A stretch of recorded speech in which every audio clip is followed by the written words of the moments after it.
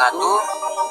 Halo teman-teman semua, kami dari kelompok 6 dengan topik fasioliasis dengan anggota Sri Rahmawati Wulandari, Surya Febrianto, Ujang Wahyudin Hamid, Yulia Rahmayati, dan Zulfiana Fitriani Anas.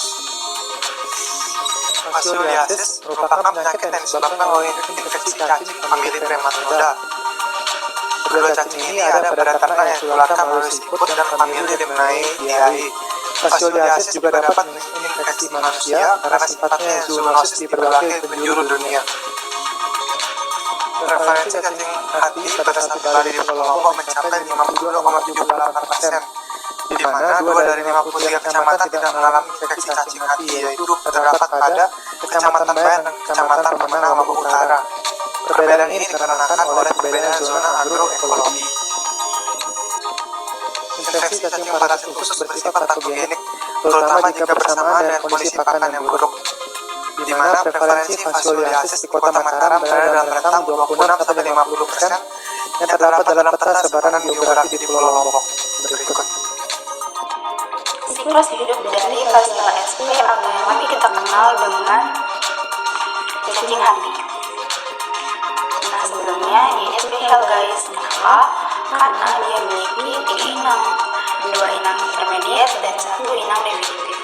Kita bahas sama-sama ya. Siklusnya dimulai ketika telur yang dihasilkan oleh cacing dewasa yang hidup di saluran reproduksi.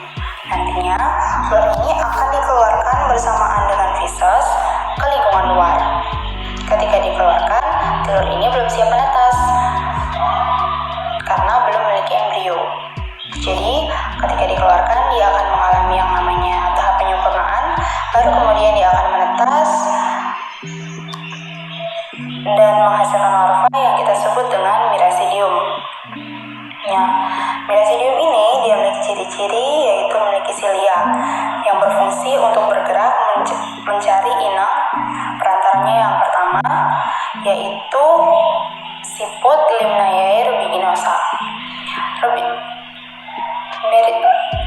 Miracidium ini dia akan menembus jaringan siput dan akan melakukan perkembangbiakan di dalam tubuh siput. Dari Miracidium dia akan berubah menjadi sporosista. Sporosista akan menghasilkan larva yang banyak yang kita sebut dengan redia, dan redia akan berubah menjadi serkaria. Nah, serkaria inilah yang akan dikeluarkan dari dalam tubuh siput. Serkaria ini memiliki ciri-ciri ekor. Nah, ekor ini berfungsi untuk berenang dan mencari inang intermediate-nya yang kedua, yaitu vegetasi air. Nah, serkaria akan menempel pada vegetasi air dan berubah menjadi metaserkaria. Nah, ekornya tadi itu akan berubah menjadi dinding sel yang sangat tebal berfungsi untuk menempel pada vegetasi air. Nah, ketika vegetasi air ini termakan oleh hewan ternak baik sapi ataupun domba, maka metaserkaria ini akan berada di usus dan kemudian dia akan menuju ke hati dan akan melakukan perkembangbiakan di sana menjadi cacing dewasa dan menghasilkan larva. Sama halnya dengan ketika metaserkaria ini akan tertelan oleh manusia. Ketika vegetasi air itu tidak dimasak dengan benar atau tingkat kematangannya yang kurang, maka metaserkaria ini akan berada di usus halus dan kemudian dia akan menuju ke hati untuk melakukan perkembangbiakan menjadi cacing dewasa dan menghasilkan telur. Yang nantinya telur itu akan dikeluarkan lewat feses kembali.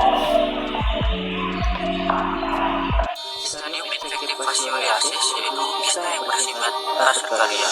Karena pada saat metaserkaria menginfeksi hewan, maka akan menimbulkan gejala perubahan. Jika terinfeksi dengan jumlah yang banyak dalam waktu yang panjang, maka akan mengakibatkan kerusuhan, tumbuhan hama, berat badan turun, dan lainnya. Teman-teman, menurut kalian di wilayah kita ini di Mataram ada nggak sih Fasiola itu? Sesuai Sesuai pengamatan yang kami lakukan secara visual, kemungkinan ada. Namun, untuk memastikan bahwa di Kota Mataram benar-benar terdapat fasiola di dalam hati sapi, perlu dilakukan survei lebih lanjut dengan cara pengambilan sampel hati sapi di pasar-pasar tempat pemotongan daging sapi. Selain itu, kita juga dapat mendiagnosa fasiolisis secara sederhana dengan cara yang pertama, pemeriksaan telur cacing pada feses sapi. Yang kedua, pengamatan dan pemeriksaan postmortem. Dan yang ketiga, pemeriksaan pada bangkai ternak atau karkas di rumah potong hewan. Selanjutnya, apabila inang intermediate-nya ada di Mataram, dapatkah kita pastikan bahwa sapi di Mataram terjangkit fasioliasis? Jawabannya adalah tidak bisa kita pastikan bahwa sapi di Mataram terjangkit fasioliasis karena sapi di beberapa tempat tidak mengkonsumsi tanaman air yang mengandung metaserkaria, di mana metaserkaria ini merupakan bentuk infektif dari fasioliasis.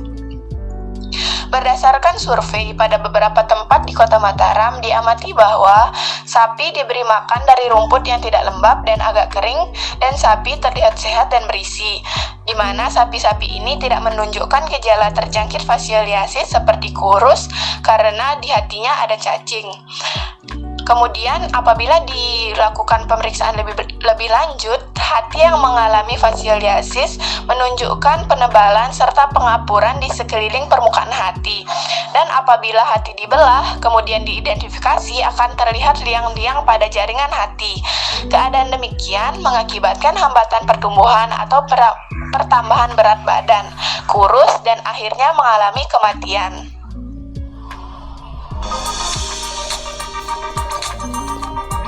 Berikut merupakan hasil survei kelompok kami ke salah satu tempat pemotongan hewan di daerah Majeluk.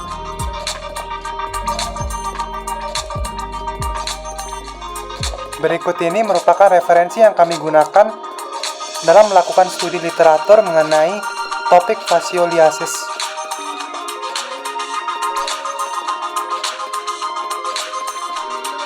Semoga bermanfaat. Terima kasih.